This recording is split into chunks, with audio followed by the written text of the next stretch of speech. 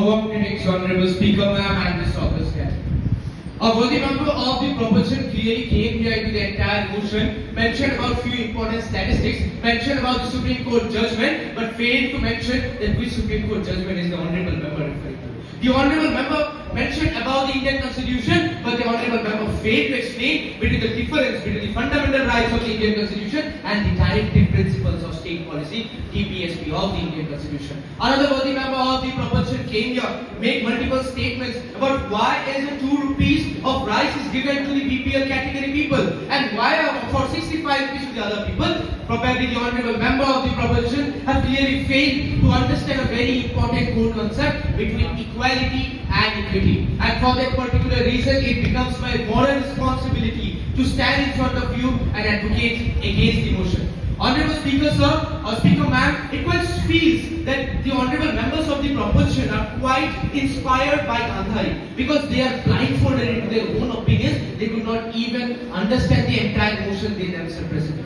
The entire motion talks about economic prosperity, but the members of proposition the entire moment of time have completely again and again mentioned about the core concept which comes under financial prosperity, and that's what is their own point. Honorable Speaker, ma'am, we have to understand a very important core concept.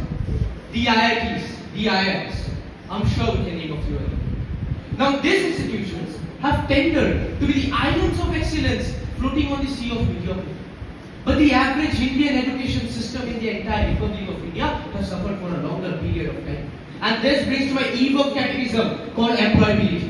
Talk to CEOs, talk to employers. What do they tell you? They are simply not satisfied with the amount of economical identifiable fascinations which are being provided by the graduates. And for that particular reason, we have to clearly see the entire Republic of India where we have places like the Indian Institute of Technology, where we have places like the Indian Institute of Management. We also require the focus on the primary education. Because in the entire Republic of India, we have clearly seen the primary education has suffered. And for that particular reason, in particular places, be it Lakhipur, be it Karbi Andaman, multiple regions, the amount at that moment, the economical education section is quite deprived. And for that particular reason, we have clearly seen till the moment the midday meal scheme has been established in the entire Republic of India, the amount of students joining schools, the amount of students who are pursuing their education have increased. Another worthy member of the proposition have clearly highlighted about a very important core concept. About that concept is about the entire movement. This is frequent use of welfare measures. Now we cannot compare welfare measures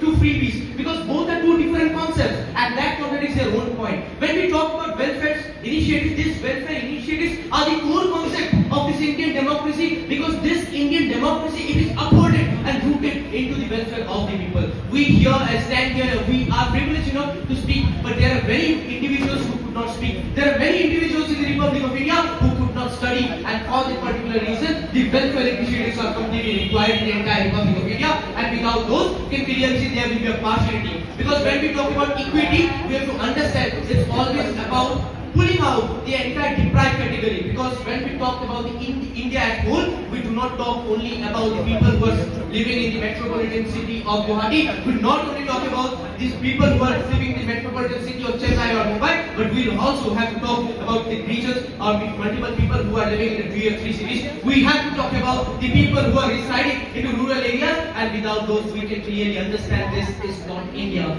this is just 1% of India. And to talk about the 100% of India, we require welfare initiatives. A worthy member mentioned that due to elections, most of the people in the entire Republic of India, they got sold with just 1 liter of mustard oil. But let me remind this entire house that in the entire Republic of India, the GDP per capita of multiple individuals who reside in the Republic of India could not even afford 1 liter of mustard oil, and for that is a particular reason we have to understand again and again that it is completely required. And finally, respecting the constraint of time allotted to me, I would like to end my list of arguments with a very simple quote by Stephen Hawking. Stephen Hawking, in a very earlier moment of time, mentioned, and I quote, the greatest enemy of knowledge is not ignorance.